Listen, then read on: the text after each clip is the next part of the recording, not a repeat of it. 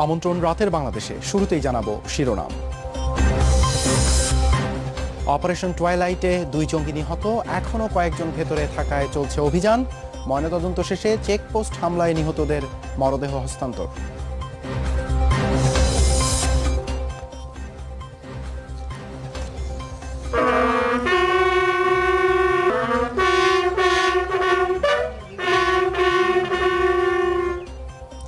মুক্তিযুদ্ধের বীর সেনানীদের প্রতি জাতির গভীর শ্রদ্ধা। সাধারণ মানুষের কণ্ঠে জঙ্গিবাদ মুক্ত সোনার বাংলা গড়ার প্রত্যয়। স্বাধীনতার 46 বছরে বিভিন্ন ক্ষেত্রে বাংলাদেশের সাফল্য ঈর্ষণীয়। উগ্রবাদ ও দুর্নীতি দমনের পাশাপাশি গণতান্ত্রিক মূল্যবোধ প্রতিষ্ঠার তাগিদ। চুয়াডাঙ্গার দামোরহুদায় ট্রাক চাপায় নসিমনের 13 যাত্রী নিহত। খুলনা সহ অন্য 4 জেলায় সড়ক দুর্ঘটনায় নিহত 7। এছাড়াও রাতের বাংলাদেশে থাকছে শ্রীলঙ্কার ডাম্বুলায় খোশ মেজাজে টাইগার শিবির। দ্বিতীয় ওয়ানডেতেই সিরিজ নিশ্চিত করার লক্ষ্য। উদযাপনটা তখনই করবো ইনশাল্লাহ যখন সিরিজটা আমরা কনফার্ম হয়ে যাব।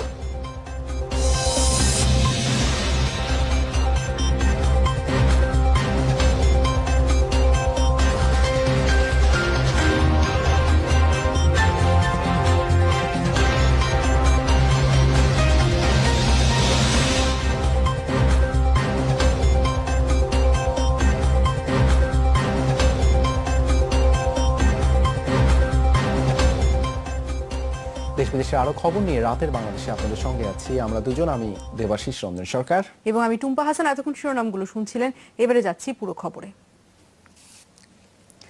সিলেটে জঙ্গি আস্তানা আতিয়া মহলে অপারেশন টোলাইটে 2 জঙ্গি নিহত হয়েছে। এদের মধ্যে একজন গুলিতে আহত হওয়ার পর শরীরে বাঁধা বোমার বিস্ফোরণ ঘটায়। বিকেল 5:30টায় আনুষ্ঠানিক ব্রিফিংয়ে মিলিটারি ইন্টেলিজেন্সের পরিচালক ব্রিগেডিয়ার জেনারেল ফখরুল আহসান জানান, ভবনের ভেতরে আরো কয়েকজন জঙ্গি থাকায় অভিযান অব্যাহত রয়েছে। জঙ্গিরা ভেতর থেকে প্রতিরোধের চেষ্টা করছে। তাদের কর্মকাণ্ডে মনে হয়েছে তারা অস্ত্র চালনায় বেশ প্রশিক্ষিত। তিনি আরো জানান, ভেতরে প্রচুর বিস্ফোরক থাকায় সাবধানতা অবলম্বন করা হচ্ছে। তাই কখন অভিযান শেষ হবে তা আগেভাগে বলা সম্ভব নয়। আতিয়া মহল সহ আশপাশের এলাকা পুরোপুরি নিরাপদ না করা পর্যন্ত অপারেশন টুয়াইলাইটে অব্যাহত থাকবে বলে জানান তিনি। আজকে আপনারা যেহেতু সারাদিন অপেক্ষা করছিলেন, 2 জন জঙ্গির নিশ্চিত যে তাদের মৃত্যু হয়েছে।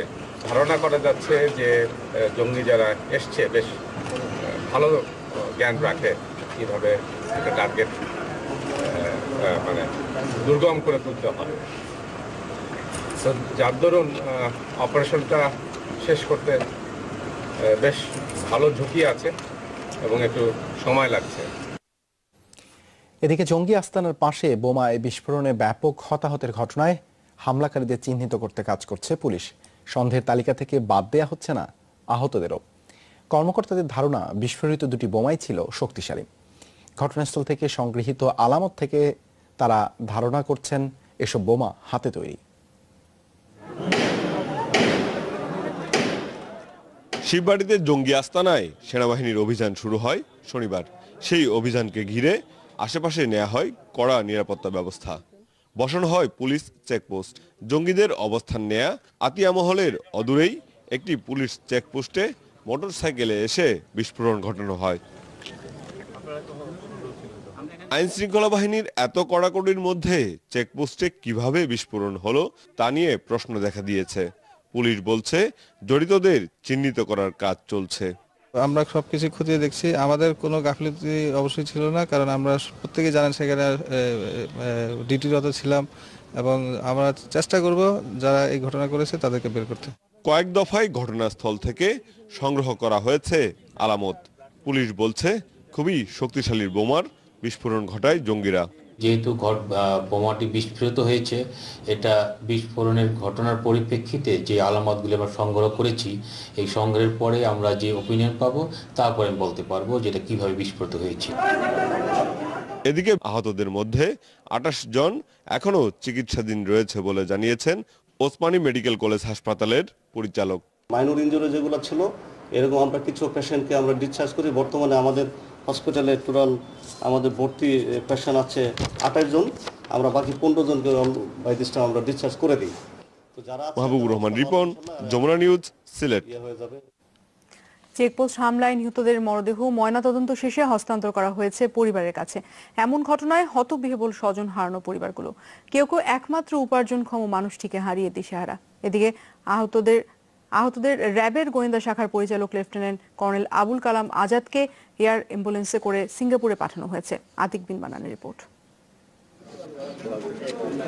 কেমন করে ঘটলো এমন ঘটনা, এ প্রশ্নের জবাবে কান্নায় ভেঙে পড়েন শহীদুলের বড় ভাই। মনের ভাই বুঝাইতে পারি না, ও যে নাই। পরে জানালেন ডেকোরেটর ও লাইটের ব্যবসা ছিল তার। কাজের জন্য গিয়েছিলেন, ফেরার পথে আক্রান্ত হন বোমা হামলায়। সকাল থেকে রাত 12টা 1টা পর্যন্ত শুধু দোকান নিয়ে ব্যস্ত থাকে। সমস্ত ব্যবসার উপরে দায়িত্ব চালাইতো, সমস্ত ব্যবসা সারা সিলেটে ওরা চিনব। শহীদুলের চলে যাওয়ায় একদিকে যেমন তার পরিবার কাতর, অন্যদিকে অনিশ্চিত তার 6 মাসের শিশু সন্তানের জীবন। একমাত্র উপার্জনক্ষম মানুষ হারিয়ে পরিবারটি জানেন না কিভাবে চলবে পরের দিনগুলো। তাই বিচার দিলেন আল্লাহর কাছে। খাওয়ার সময় মানে কাজ করতে করতে পরিশ্রমে কাজের ঝামেলা ধরতে ধরতে ওর কি দোষা ছিল। শহীদুলের মতো এমন আরও 5টি পরিবার হারিয়েছেন আপনজনদের। চোখের জল মোছা ছাড়া আর যেন কিছুই করার নেই। যারা নারকীয় ঘটনার সাথে জড়িত তাদের দৃষ্টান্তমূলক শাস্তির আবেদন সরকারের কাছে। আমার বাইরে মারছে, আরো অনেক মারতেছে। অনেক জঙ্গি অপারেশন হয়েছে, কিন্তু এইটা অতদিন লাগে কেন আমি বুঝতে পারতেছি না। নিহতদের মরদেহ ওসমানী মেডিকেলে ময়নাতদন্তের পর পরিবারের কাছে হস্তান্তর করা হয়। দুই পরিবারের কর্মকর্তার মরদেহ পরিবারের কাছে হস্তান্তরের আগে জানাজা হয় সিলেট পুলিশ লাইনসে। সিলেটের মতো এমন জঙ্গি হামলায় অনেক মানুষই হারিয়েছেন তাদের মূল্যবান জীবন। ক্ষতিগ্রস্ত পরিবাররা বলছেন, এমন সমস্যার সমাধানে শুধু বক্তব্য নয়, প্রয়োজন কার্যকরী পদক্ষেপের। আর তা না হলে আবারও ঘটতে থাকবে এমন ঘটনার পুনরাবৃত্তি। আতিক বিন মান্নান, যমুনা নিউজ, সিলেট। স্বরাষ্ট্রমন্ত্রী আসাদুজ্জামান খান কামাল বলেছেন, ষড়যন্ত্রকারীরা সব সময়ই তৎপর। সাম্প্রতিক জঙ্গি হামলাগুলো তারই অংশ। সকালে স্বাধীনতা দিবসে রাজার